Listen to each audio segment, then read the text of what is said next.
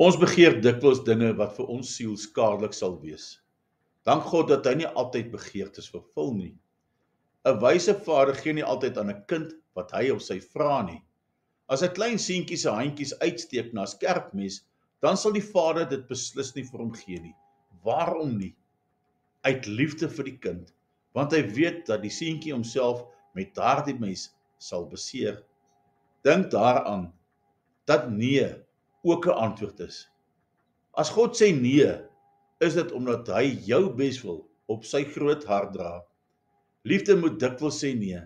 God is ons Vader en as Vader sal hy met jou as kind handel. Onderwerp jou aan die wil van God soos 'n kind. Wees volkome tevrede met God se handelinge met jou. Hy weet altyd die beste. 1 Petrus 5 vers 8 tot 7 sê: Onderwerp julle daarom in nederigheid aan die kragtige hand van God, sodat hy julle kan verhoog op die tyd wat hy bestem het.